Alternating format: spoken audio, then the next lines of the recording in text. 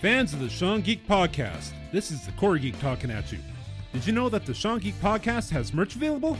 That's right. Head on over to SeanMcGinnity.ca and click the merch link at the top of the page. You'll be taken to the Sean Geek Podcast store on TeePublic, where you can find the Sean Geek Podcast logo on t-shirts, totes, masks, and more. And best of all, a portion of the sales goes to help support the podcast and allow Sean and Todd to keep bringing great content your way. Once again, go to SeanMcGinnity.ca and click the merch link at the top of the page. And while you're there, don't forget to download the latest episode. We are back for another episode with Danny Roy. This week, we're going to discuss why can't we find you online, Danny, and what it means to have a social online presence as a musician. And then he also shares his experience going to one of those stadium shows, you know, the ones with backing tracks. Yeah, let's talk about that.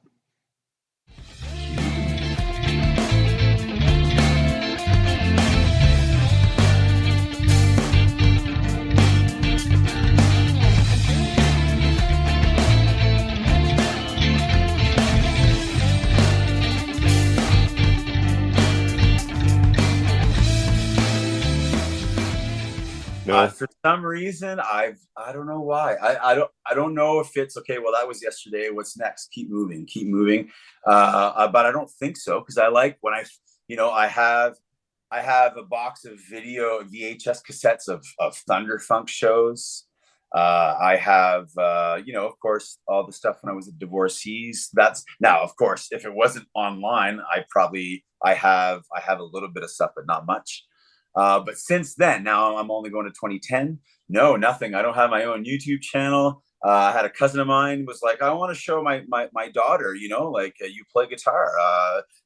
I can't find anything online. And I'm like, yeah, no, probably not. I've never been, for some reason, even though it sounds funny for someone that likes to stand up in front of people and play, I've never been hey, look at this. I don't know why. I'm not shy. I just don't think of it, I guess.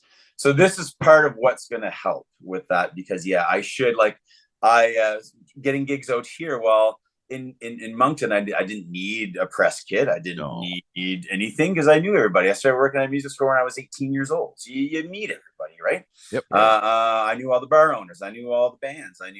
So when I moved to Calgary, well, it's a different story. So now I've realized, so I got a booking agent, but he's like, hey, I need a press kit. Do you have any video? And I'm like, yeah, sure. I'll get you something. And then I'm like, I'm going to have to go make something right now. And then it worked out that he got me a few gigs, and I got good response from those.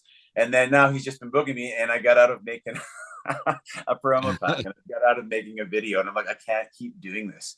Because I want to have something. So yes, this is part of a master plan to get out there a bit more and showcase myself a little bit, and actually start a YouTube channel.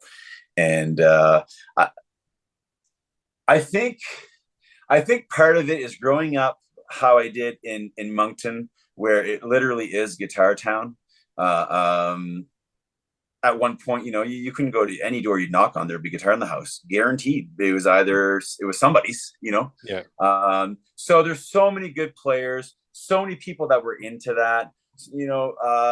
I think it was just not my thing. I was never really the shredder kind of guy. I was never really the look at me kind of guy. Like I said, as far as like guitar acrobatics.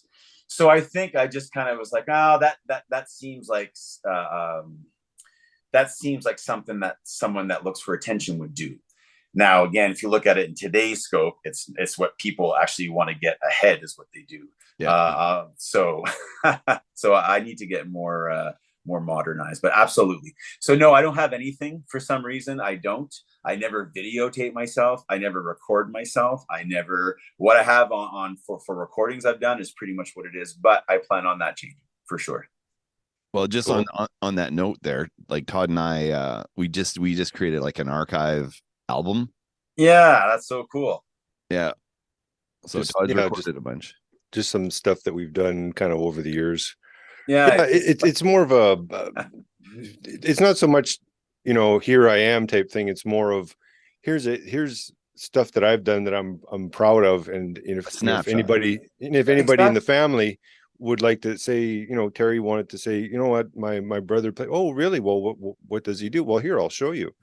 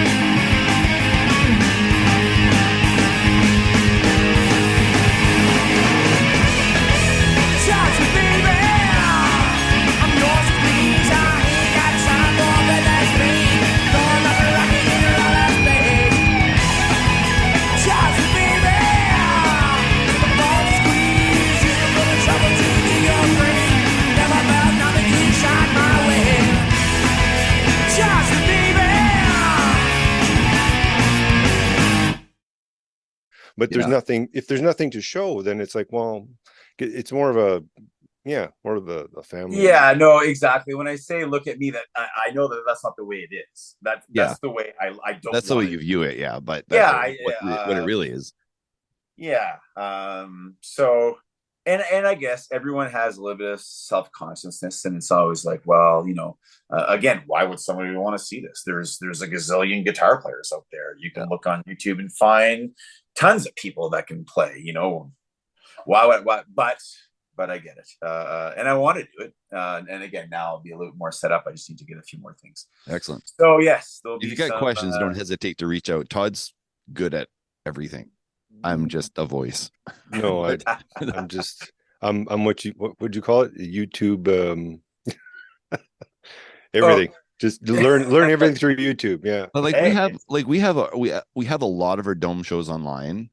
Todd has his new band. There's like they record every show, and every show is put up somewhere. I can't remember where exactly. Yeah, I just put it up on was it one of my Facebook ones or YouTube channel? I think it's on YouTube. I think it's on YouTube. So it's kind of a historical thing, like when we first started, and just kind of as we progress and more songs that we. But it's fun to watch Todd's stuff with his band, his work band, because it's like the first one, like they're kind of nervous and it sounds pretty good. But then each progressive show is like, ooh, that's a lot. That's like really good. Like that's to the point that it's like, no, you guys are like a true blue, really great band playing songs that more cover bands should play, but they don't. Like it's kind of like, oh shit, that song. Like you guys are actually picking better material than most cover bands play. We've worked our way up to the Legion scene that we haven't started yet. We're kind of at that point. It's kind of it's just get together and have fun. And I think another thing I always was worried about, and that sounds like a terrible way to put it, when this music should just be music, but I was always worried. I didn't want people to see exactly what you're saying. I didn't want people to see, if I was in a new band, the progression of that band. I just want people to see when the band is good. Okay, now we're good enough to put stuff online. Because, like, for example, I played a friend's party the other day. I've been jamming with some friends of mine from that are out here in Calgary from Moncton. I've known for a long, long time. And they want to start a band. And one guy's been playing for a long time, like 20-something years, but couldn't even get through a whole song. One of those guys. Yeah. Loves it. Massive music fan. And then the other guy's been playing guitar for a long time, but same thing. Playing forever, but, can play some songs. But so for me, as a professional guitar player, well, that's not fun. I don't want to sit there and take a month to get 6 songs together that I could show up and play in 2 days. Yeah. If I had the right amount of time to learn it, you know what I mean? Yep. So the whole concept was, well, how about I play something that is brand new, I suck at, and then it'll be challenging. So I'm playing drums and singing. Oh, nice.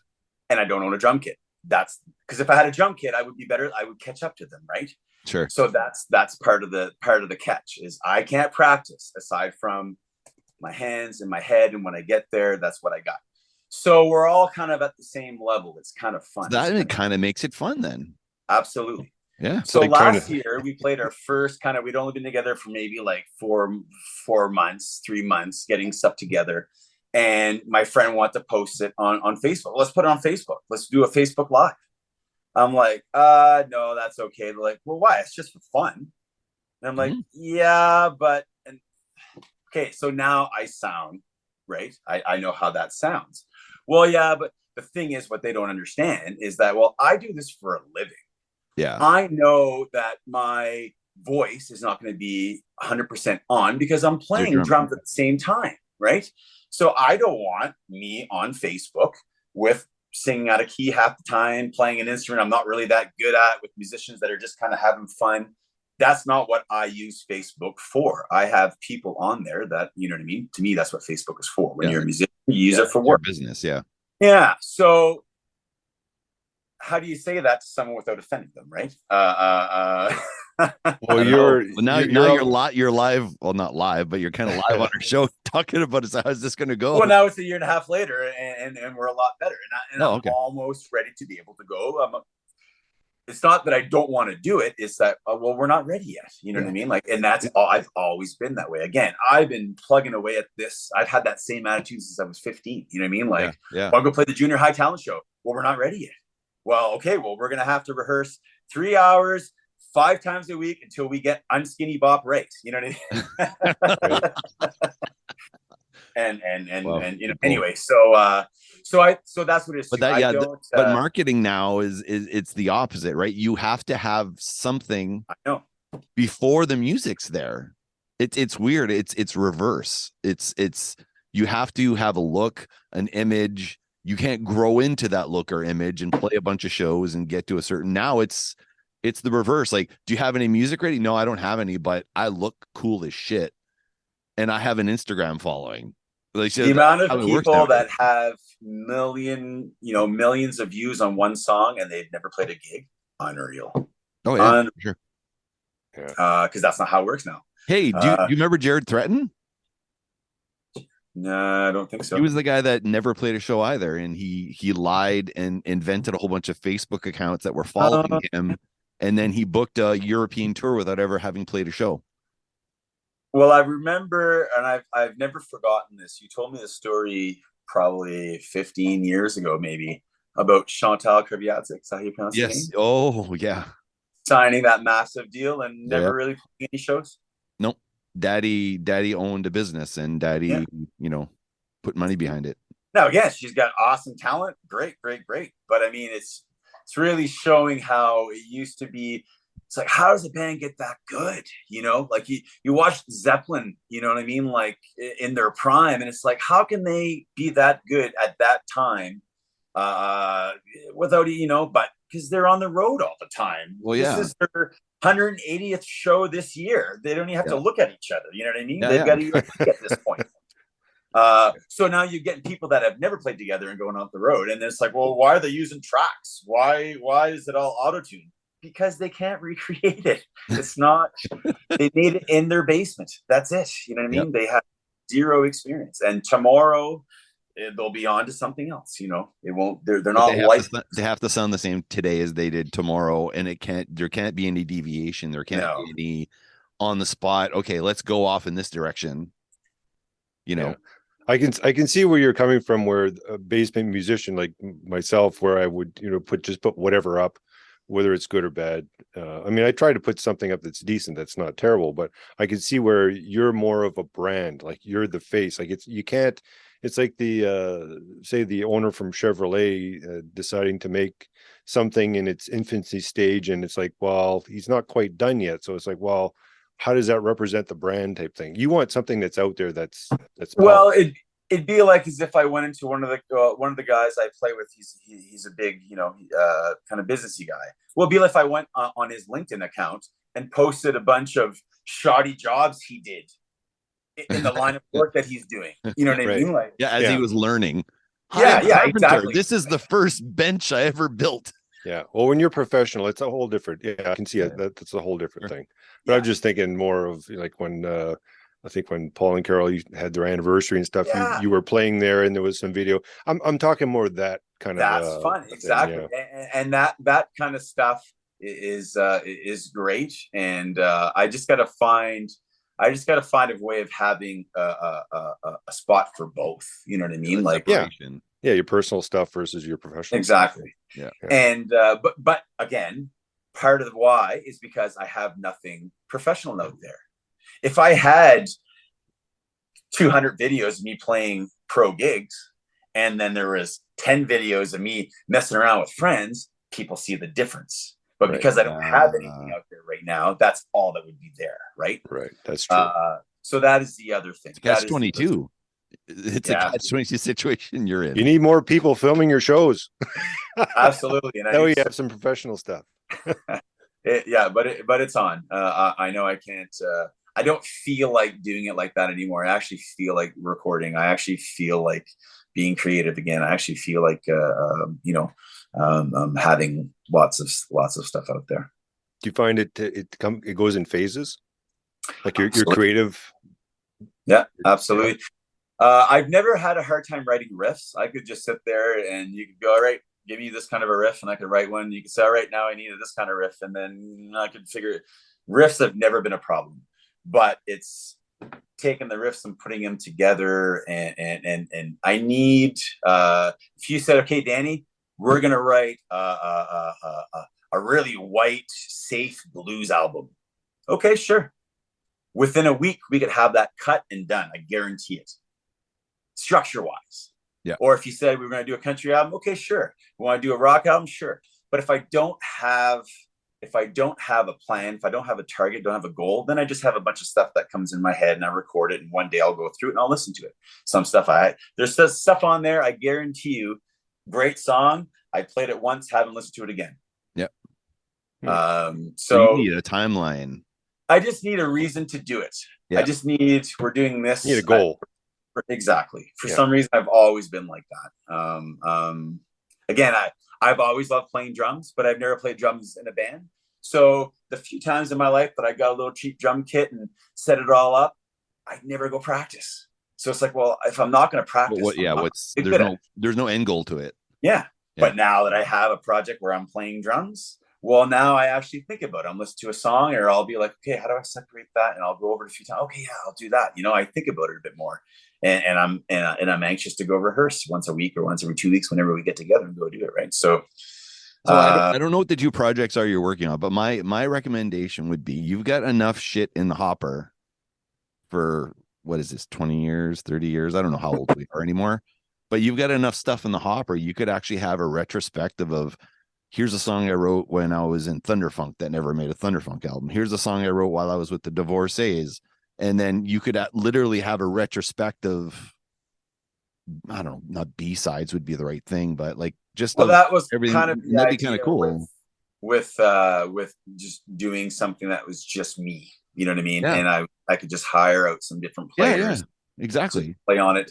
Like celebrity guitar players do that don't sing. They just kind of have riffs and they get everybody involved. Yep. So I could do something like that. And there's also one thing I've realized over time is music is music. And just because it's a song that didn't make a Thunderfunk record 20 years ago, doesn't mean it can't be change the feel of it a little bit. Now all of a sudden it's a rock song, or it's all my stuff. I've always been a part of that school of, if you can't play it on an acoustic guitar, it's probably not a song that is going to last. People won't. It's not going to stick in their head, Sure. So pretty much everything I have could probably be moved around into a different style. You know what I mean? Ish. At least the feel of it, or the thought of it, or the melody of it. Mm-hmm. But anyway. So your song. No, sorry. No, I was going to say. So your songwriting, the way you do it normally, is it through acoustic? Mostly? It depends. The second Thunderfunk album, I wrote it all on an acoustic bass. Pretty much the whole thing. Nice. And then after that, once I had the framework all done, well, then once I've been listening to those bass lines in my head over and over again, then guitar parts start coming in, and then I can start bringing in one guitar part. No, I don't like that. I can do all that without an instrument. I can bring in the other guitar. Oh, that would be kind of cool. And then I remember that. And then I can play it back in my head over the bass line that I wrote. So then I can play in my head both parts back and see if it's going to work or not. No, that's not going to work. And then I kick it out, and then I don't think about that guitar part again. And then I think of another one. So I don't need an instrument to write, as long as I have the main idea down, that I know isn't going to change. Whether it's the drum beat, whether it's the bass, whether it's a melody line, same thing. I'll hum out a melody line that just comes to me as I'm working on a riff. Sometimes that sticks, sometimes it doesn't. I might take that melody to something else. So yeah. Cool. So it kind of depends. But to reinforce what I was saying about the acoustic thing, when it's all done, to me, I should be able to play it on a guitar, just one guitar to somebody, and they should still be able to tell if it's a good song or not. I shouldn't need all the studio stuff and that snare roll or all that to make it a good song or not. You know what I mean? Agreed. So that's kind of the way I look at it. But everyone's different. It's like the bones of a song. Love like old Motown recordings where a drum fill would be the lick. That would be the intro hook. Mm-hmm. Yep. You'd never have a drum fill as a hook nowadays. You know what I mean? There's so much going on. There's no space in songs at all anymore. It's just over compressed, driving, full. And then you listen to something before we got that way, and it's just so much more space. There's just so much more room for dynamics to happen. When you've got everything slammed and compressed and maxed out, and there's 28 tracks. Well, try and bring something in with dynamics. It just falls flat. You don't even notice it, right? Mm-hmm. So that's why I like the acoustic part, because it gives room to bring in dynamics just with percussion and just with space and just with chord progressions. The chord progression is doing the work. It's unreal how much a chord progression can change a mood of something, or bring a mood in something. So, yeah. Nice. Cool. All that said, and I haven't recorded anything in a long time, so it's time to put it all to work. So I was just gonna say, like, you do have like the Thunderfunk recordings, which you could literally put on Bandcamp. Just honestly, but like, it's actually very simple, right? And they do sound good. They still hold up. They're still sure, they're a piece of time. Yeah, you know, when you were starting out, really, right? Yeah. But it's still. I mean, I still go back and listen to it all the time. Well, I was thinking of putting them on YouTube. If I'm gonna have a channel anyway, just put them on YouTube, because a lot of people just listen to stuff on YouTube nowadays. Yeah. Well, a lot of people do go to Bandcamp if they want to hear a band, and they don't want to hear Taylor Swift, or they don't want to hear Led Zeppelin. They want to hear a band they feel they can relate to more. Mm-hmm. They're gonna go to Bandcamp for their stuff. Like, I have the player on my phone. I go to Bandcamp. Like, our Dome CD's on Bandcamp. You know, I bought a few things off Bandcamp I can't find anywhere else, actually. So Bandcamp's awesome, and it's free and it's easy, and you literally just make sure you get high quality and you put it up there, and it's boom. Like, I didn't tell Todd this yet, but our latest release, I'm going to put some of the songs up on Bandcamp.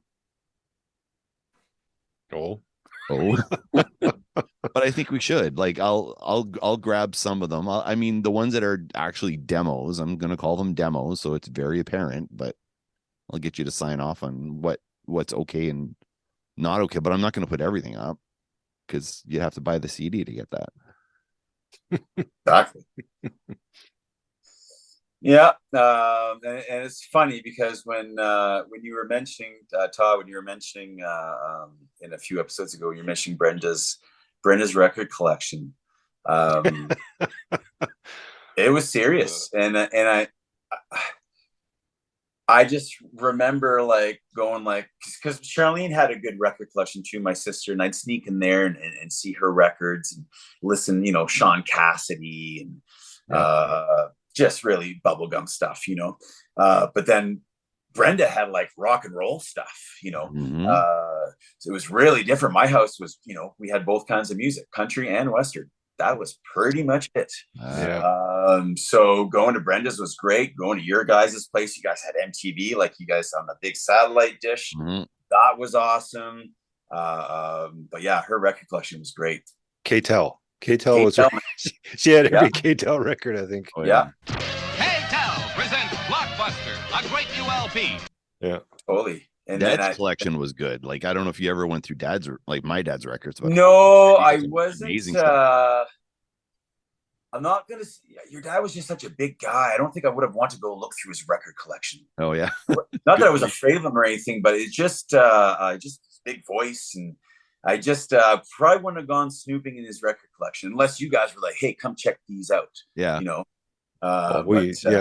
We usually had the collection. I don't know if I had it in my room or whatnot, but yeah, he had was it CCR, Valdy, Lou Reed. That would have been Playboys. They had Playboys. The Ventures. Yeah, cool. Yeah, a whole bunch of stuff like that. Yeah. Bert Cummings. That cheesy, that album, you know, that one? He's just like, oh yeah, with the big hair, the big stash. Yeah. So a great episode though on the music that broke Todd. I thought it was really neat. It was really when you said it right when he asked you, like in the beginning of it, when you were like, well, there's lots of different, there's not just one, there's different times, there's different, you know, different eras. Yeah, well, because you're coasting along one style of music and you're like, this is the best, and then you hear something and it's like, whoa, and then all of a sudden you're not the same kid anymore. Then you start going into something else, and then you hear something else. And then veer off again. You're not the same again. You know what I mean? Like, so it was really cool hearing all the different types of different spots for you. That's a regular thing we want to have on the show. Like when we bring people on, we want to do music that broke.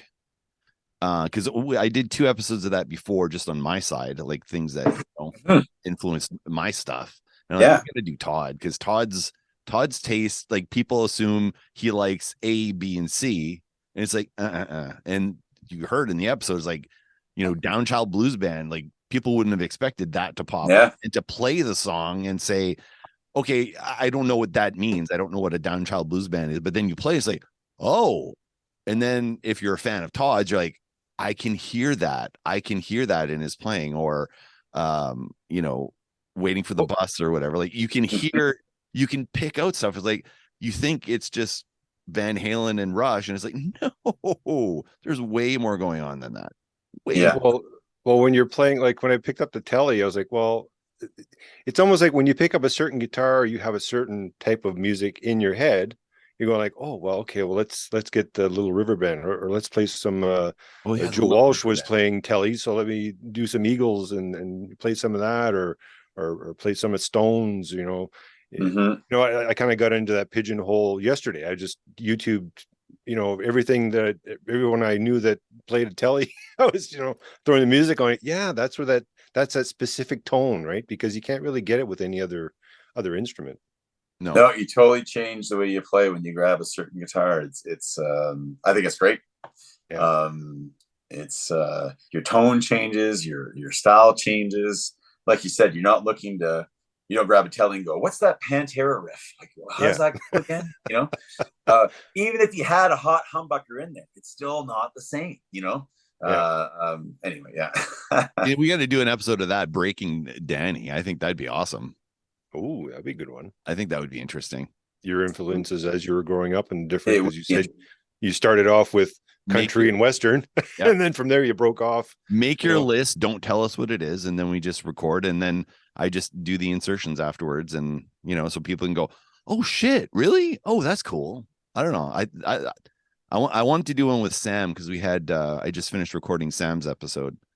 Cool. One of our colleagues, Sam Thompson, who, if you saw him, you'd sort of right away assume he was a hippie. Get up off your ass and get up on the podcast! Which Police Radio? Which Police Radio? Which Police Radio? Which Police Radio? Get up off your ass and get up on the podcast! Which Police Radio?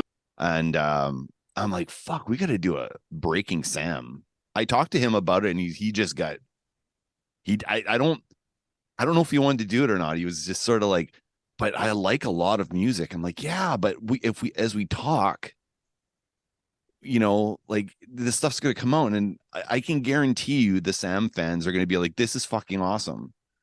You know, let's get into Sam's ring, because Sam's awesome. Like I don't know if you heard him on the show before. His background in music is very, very interesting. Yeah, he's cool as hell. Well, I think getting stories like that from someone from a generation where music was life-changing, or could be for a lot of people, and it was a way of life. It's how you dressed, it's how you had your hair, it's how who you hung out with, you know. People from that who had that growing up, to me, is great, because again, you remember those moments that you stopped in your tracks, and you know, where today there's so much going on. How could anything really stand out that much? You know, it's kind of noisy, yeah. So yeah, I think it's really cool, and for someone who has a lot of a vast musical background, it's really neat, because you always get like I can guarantee you, I'll throw some stuff at you and you go, what? But it's still there. I still remember. But that's what makes it fun. If someone came on and said, okay, this Metallica song, that Metallica song, that Metallica song, then that's kind of boring, right? Yeah. Like, because it's not about what changed your life, it's what changed your your love of Metallica, you know, versus the first time you heard Metallica. Yeah. Whether it was you were like, this is terrible, or your jaw was dropped, you know, one of the two. You're going to remember that first time, you know. I remember hating Ozzy when I first heard it. Not the music, but his voice. It's like, oh my God, like I can't listen to this. It's so thin and whiny. It really took me a long time to get used to his voice. The guitar, I was hooked, no problem. Randy Rhoads, oh my God, who is this? You know. So yeah, it's really neat when someone that music's really important to, and you can get them to open up about stuff like that, looking back on their life. I have a really good memory. I remember stuff when I was 2, 3, 4, 5 years old, like in detail. All right, when we have you on, we're definitely doing that then, because I think that'll be fun. We still have to do the Kiss thing too. Yeah. Maybe we'll do the Kiss thing. We'll bring out another Kiss person too. Like we'll bring you and someone else. So we'll just do that as like stunt casting for or whatever you want to call it. Like we'll bring another Kiss person on. Eric Senich, who we've had on the show a bunch of times, wants to talk Kiss at some point because he's a big Kiss fan. He's a big Van Halen fan. That's the guy that works for Van Halen news desk. Oh yeah. But he's a huge Kiss fan too. He's read most of the biographies. He owns, I'm sure he owns the entire collection. I think you and him breaking down the worst Kiss songs would be fucking great. It'd be great. Eric, if you're listening, I know you are. Do you want to do it? Okay. So I just want to quickly close with a quick story. So I went to go see the stadium tour for Motley Crue, Def Leppard, Joan Jett, and Poison. Okay. In Edmonton here this fall, and it was awesome. It was exactly what I expected it to be, and of course everyone knows people are playing with tracks. Backup tracks. Joan Jett, she was the opener. Raw, dry, kick ass. Her band was awesome. It was great. And then as the bands, then Poison, well, they had some background tracks, but it still sounded like a band playing, singing just for harmonies. You know what I mean? Like they were still doing it, And then Def Leppard gets on and the sound totally changes. And at 3 different times, the sound actually skipped the whole band. I'm not talking about his vocal track. I mean, everything. Oh. Someone jumped and the CD jumped or something. People. It sounded like the Bluetooth cutout. It's exactly like a digital skip, not even like a static skip. And the first time, of course, they got it on screen and it's on Joe Elliott, the singer. And the look on his face, he just kind of went through, okay, whatever. And then the second time it happened in a classic song, might have been Photograph or something. And it was Phil Collin, I think, his guitar player, the lead guitar player. The look who doesn't wear a shirt. The look of disappointment and grossness on his face. It just so happened they just were on him when it happened. He wanted to crawl under. He had that. Are you guys embarrassed again? And then it happened again another time later. Wait, 3 times? 3 times. Wow. And you could even tell, like Joe Elliott, when he'd be singing, his voice is loud and clear, and then the song's done, and how's it going, Edmonton? Right on, guys. And then the song was starting, it's super loud and clear, But yeah, everyone's playing to a track. Motley Crue too. Well, if the whole thing drops out, right? It's not like the vocal skipped and the drums are going. Yeah, right? It's everything. Yeah. So so you already have a drummer that's playing an electric kit to a click. So right there, you're playing to a drum machine pretty much because it's an electric kit to a click, right? Wait, who's playing the electric kit? The drummer for Def Leppard. Oh, for Def Leppard. Okay, sorry. Yeah. So that's already digital. You already know, okay. But then the guitar, everything. So that was kind of fun. So when Motley Crue gets on and Vince's vocals are kind of mailed in, you kind of appreciate it a bit more because it's like at least these guys could still play if the whole thing went down. Def Leppard would have had to packed up and gone home. They wouldn't even be able to do a song, not even an instrumental. You know what I mean? Wow. I had no interest in seeing it. I've seen Motley Crue. Geez, I can't remember. It was a long time ago when I was in Montreal or something. Yeah. And I can't remember. They had. If I recall, I think Warrant opened and Faster Pussycat, maybe. Faster Pussycat was very raw. Very, I mean, they were strung out back then too. Yeah. But you know what? There was a good energy and it was kind of fun. And then Warrant, who I was never a fan of, but when I saw them live, I'm like, oh, they're actually real musicians and they're actually really talented. They just happen to have some sappy ballads that, they were really good. And then when Motley Crue came out, I was embarrassed to be there. It was so bad. Yeah, they were probably pretty shitty then. And same thing. It is what it is. I want to go. I want to see.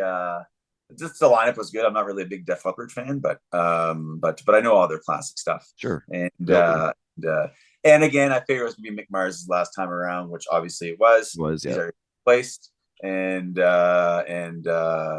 know, it was more of a fun thing. Me and Lisa went, but yeah, it was just kind of like, this is where we're at in the music world now, where a huge band like that in front of 60,000 people will completely lip sync along to it. Yeah. When I don't think they need to. Like, the singer can't do what he used to. I get it. If he wants to sing to a track to make it a little thicker, you know, everyone's kind of doing that. A little bit of vocal effect or something, maybe. Yeah, he's old. I get it. You're not going to nail what you sang when you were friggin' 19, 21 years old. You know, I get that. Mm-hmm. But I mean, what are you guys selling here? Like, what is this? You know, like, yeah. But it's where we're at again. The thing is that I looked around and some people noticed, but no one seemed like upset, or no one was like, you know, they just kept dancing and kept doing whatever they're doing. And I was like, yeah, see, and that's why they're doing it, because they're getting away with it. No one's now that's the thing too. When people go see a show, they get high or they get drunk. But when I see a show, I always want to be stone cold sober, because I want to watch, I want to pay attention, and I want to record it up here. Yeah, what I'm seeing.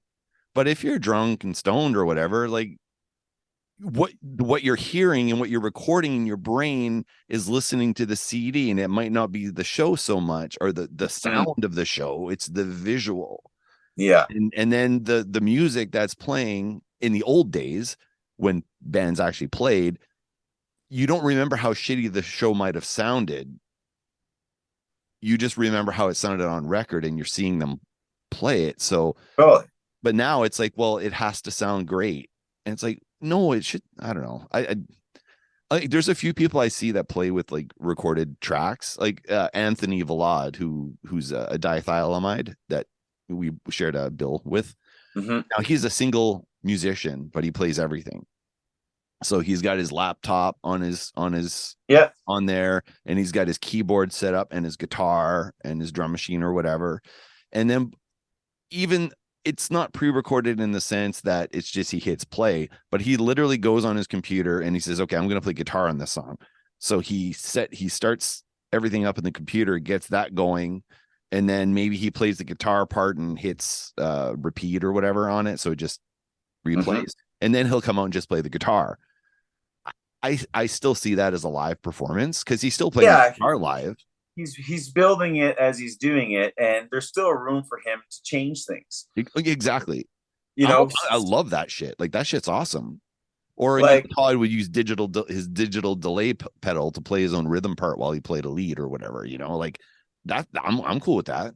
Yeah, well, I like my that. Acoustic shows, I have a little looper pedal for my acoustic shows, and I'm playing solo, and so I can do some, at least change the show up a little bit. Everyone knows there's no rhythm guitar playing there. They know I'm playing along to a looper, but whatever. When we saw Ed Sheeran before he was anybody, and it was just him on stage by himself, and like he's like tapping on the guitar, duck, duck, duck, duck, digital delay. Okay, and then he's going tick, tick, tick, and then digital delay, and he's layering it until he builds the song up, and you're like, this is actually fucking awesome.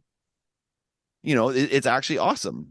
Yeah, like I'm okay. The other way I just find is, again, like quickly, I know you got to go, but like, for example, like I said, the first two bands, even Motley Crue to a certain extent, let's say somebody hops on stage and they have a cool sign and they'll be like, hey, let's check this guy out. Well, at least the drummer can keep going, and they know they're not going into the chorus right now. You know, they're gonna.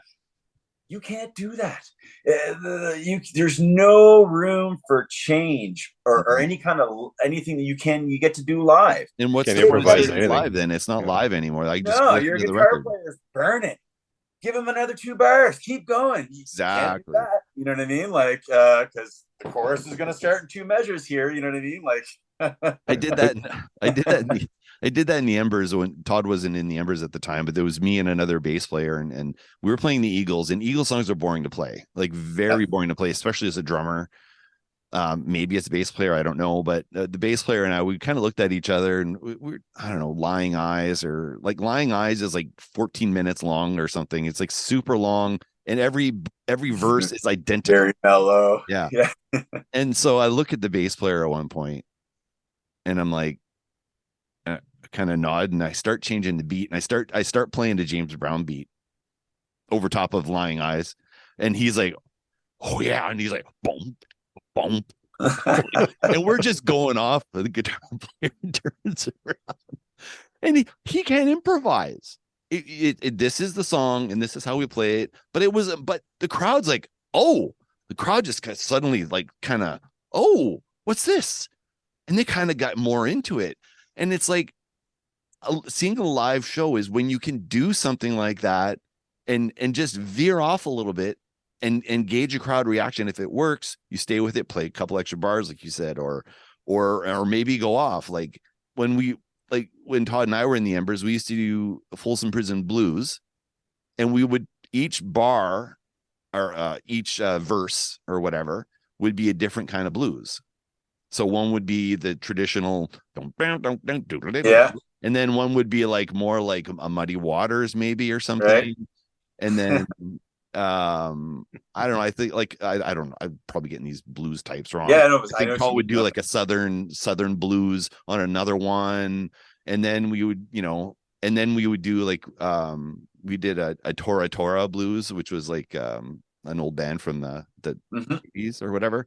They had one blues song, and it was like electric blues with just like total 90s hair metal or 80s hair metal infused blues. So we do each verse a different way, and I think the crowd liked it, but it was fun. But you can't do that pre-recorded. You can't, because if Todd is like soloing and it's like the solo is going over well, and the audience like, well, we'll just 2 more bars, just keep going. Yeah, well, it just and again, it's that like I like it when someone yells out something for me to play as kind of for funny, like play some Roxette, or play some Madonna. And then I can whip out, get through a verse and a chorus, and it might not be perfect, but the look on people's faces are like, oh wow, look at that, he actually played it. You know what I mean? Yeah, that's awesome. With mistakes, people would rather see that. That's what they're paying for, right? That's the human element that they want to go experience that their album can't give them. And I guess that's what I'm kind of getting at. It was just kind of, I was like, yeah, that's where we're at. I guess that's just the way things are right now. That's why I'm going to go see shows in small venues, $10 tickets or $30 tickets. I don't need to spend $7,000 to go see, Taylor Swift on stage or something. Like I don't want to see arena shows anymore because they're all the same. The Kiss is doing it. Yeah, there's and that's okay. That's what it is now. But when I see a show, that's not what I want to see. So I'm just gonna not go see those shows. I'm gonna go see. Well, at one time, an arena show was just a bigger club show. Yeah. Oh, we see more lights and more pyro and blah blah. But now it's not. It's a show. It's a Vegas show. It's Again, what are you really getting when you go to a big show like that? I remember I went to see Lenny Kravitz about 10 years ago. You're getting broke. Oh yeah, but for nothing. What is it going for? That's kind of what I was getting at. Yeah, that was kind of burning me. It's like, okay, how much is Def Leppard getting out of all this money? And they're playing the friggin' tracks. Like, I don't know. Are they having fun? Like that's the thing. It's like, are you really having? I don't think that'd be fun. No, it wouldn't be. You're working. Then why is John Bon Jovi singing his own vocals now? He shouldn't be. Have you heard Todd? No, I haven't heard him. No, it's not good. It is the worst live vocal performance of anyone I've ever heard. So Todd, when we're done, go check out Bon Jovi's induction to the Rock and Roll Hall of Fame. Okay. And then you're just going to see a bunch of other. It's. I need to work on times. He must strike it down on blood. So Gina puts a diner all day. Working for a man. Speak on my paper line.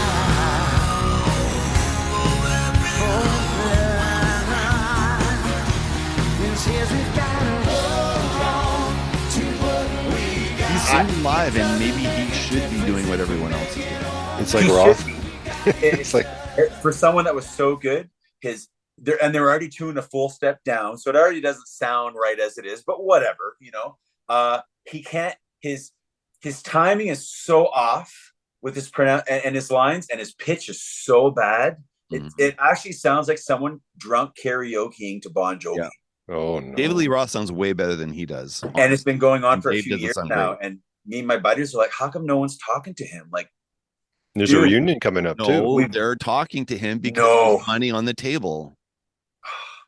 It's sad. Like, it's really, anyway, yeah, go check it out. I just don't understand how he's not broke. I don't understand why he would just keep going, like, and not be able to go. I honestly thought maybe something's wrong with him mentally, just because of his timing, the way he's not hitting his, like, anyway.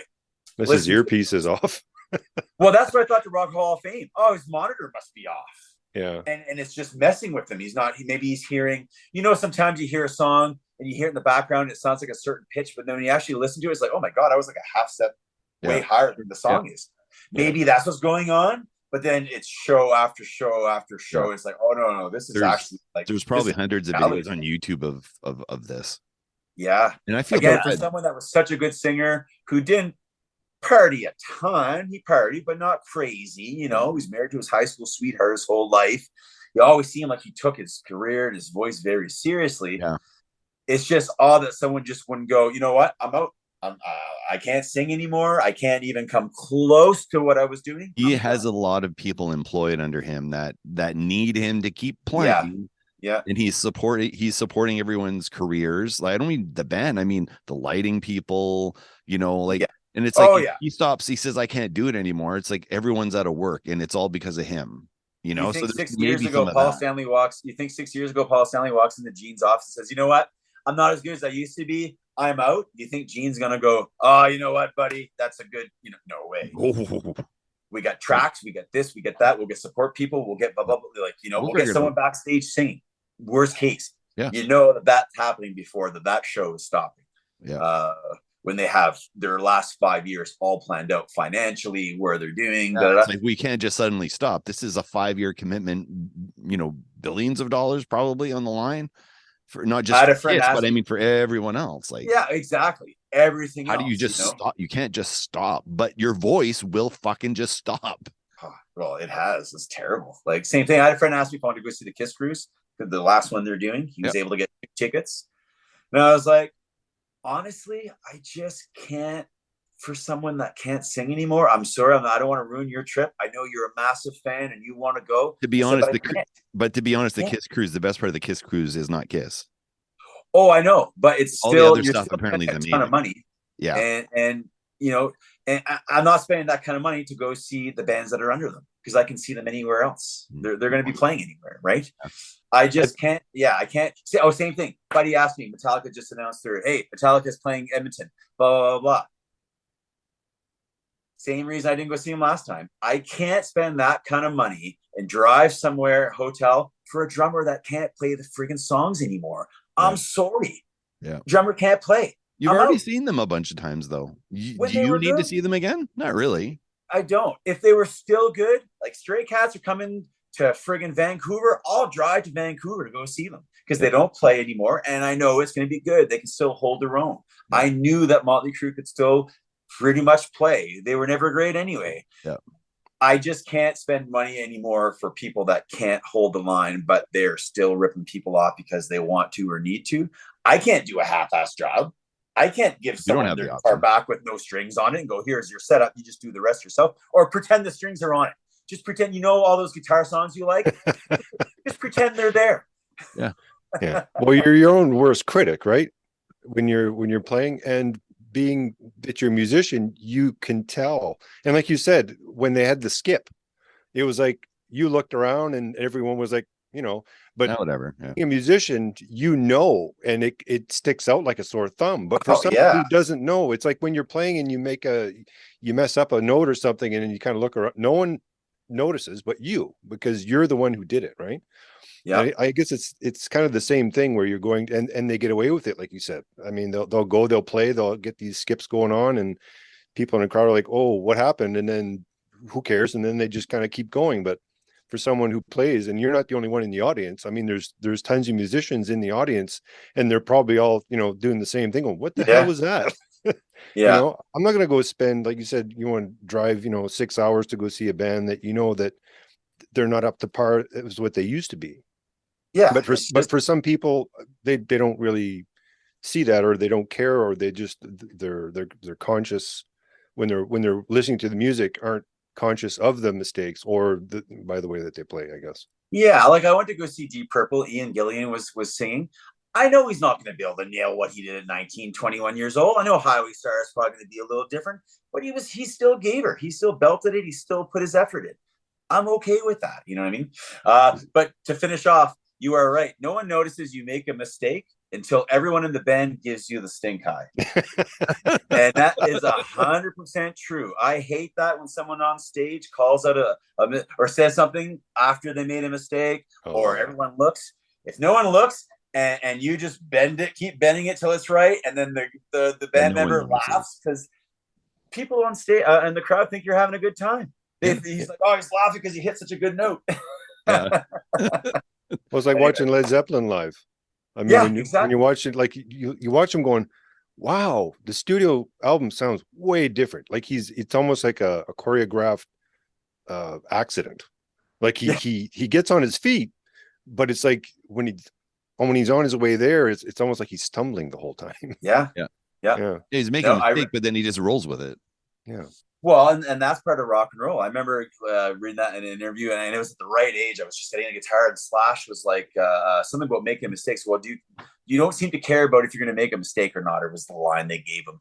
And again, he's in the middle of hair metal time, right?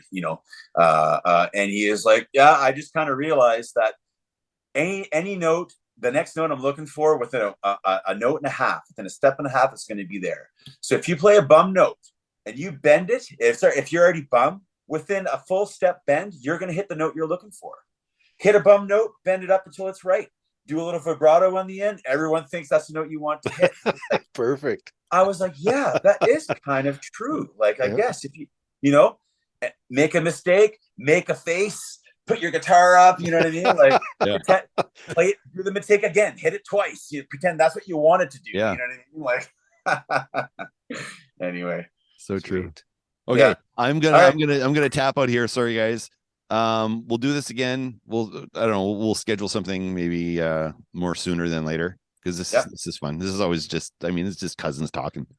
Sounds good. This is what this should be about. So social media, is there any social media for you? Where do we find you? Yes.